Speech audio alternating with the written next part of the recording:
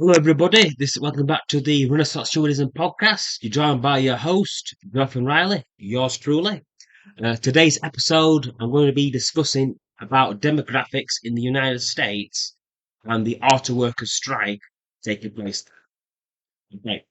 If any kids out there want to buy any boards for any school projects, then maybe visiting your local Autoworks supply store may be in the store for you, no pun intended, with over 130,000 members going on strike. With this strike looming, let's break down the economic and political consequences.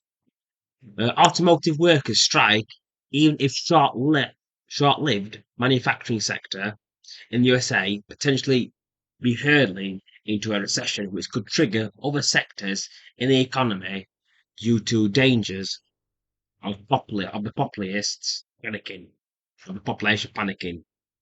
Union strikes in America are part of a bigger national sea change and political realignment throughout American politics, which has been happening repeatedly throughout American history. There are few historical examples of this change taking place. The first one, is most likely the most common known, is the change in the 1930s, where of African Americans switching from supporting the Republican Party to supporting the Democratic Party. Historically, for nearly 70 years, African Americans strongly supported the Republicans due to Republicans advocating and fighting for American civil liberties and freedoms and ending slavery. One of the Republicans' most famous presidents, Abraham Lincoln, fought a civil war against the Confederate States of America from 1286 to from 1861 to 1865, with the Democratic Party leading the Confederacy and supporting the institution of slavery and segregation. What is happening in America at the moment is another sea change of political and culturally. That is why the leaders of political factions within the United States are changing sides on political parties within labor unions and other political forces within the Democrat to Republican or from Republican to Democrat changing sides. Recently in American political life, big business has traditionally been big supporters of the Republicans, but with the changes in American politics and the class system as well, there's a switch happening with big business going towards the Democrats and workers' unions, working classes, and middle America going towards the Republican Party. Partly due to legislation changes under the Bill Clinton administration from 1992 to 2001, where the Clinton administration, the Democrats at the time, to the present day, switched their support from being focusing on working classes, more of labour orientated, towards being more pro big business. But it just took a long time for the political system to actually change and for the vaccines to change as well, which is happening at the moment, and is why American politics is so up in the air at the moment, so crazy, so out there. The factions are changing sides, and it's been amplified due to the impact of social media. Okay.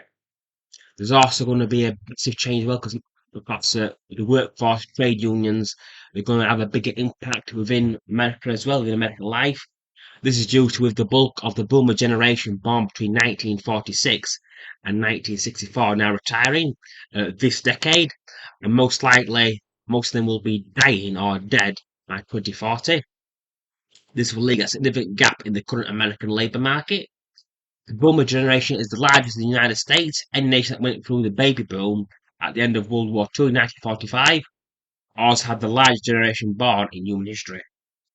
For the USA, the most recent generation, the Zoomers, or Generation Z, born between 1997 and 2010, is the smallest American generation. What this means for the price of labour is going to become more politically significant and prices will increase.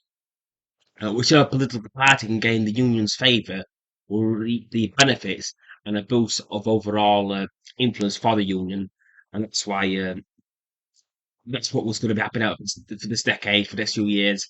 America is just changing around the political parties, the factions are changing because America is a massive country.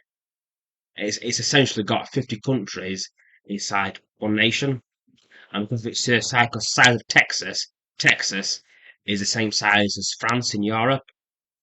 And because of that, and the two-party system, the both political parties, Republicans and Democrats, filled with their own factions that don't really get along. But because of this one-party system or two-party system, with one party in power at any given time, because of that, all different political factions have all got to pair up with either one political party.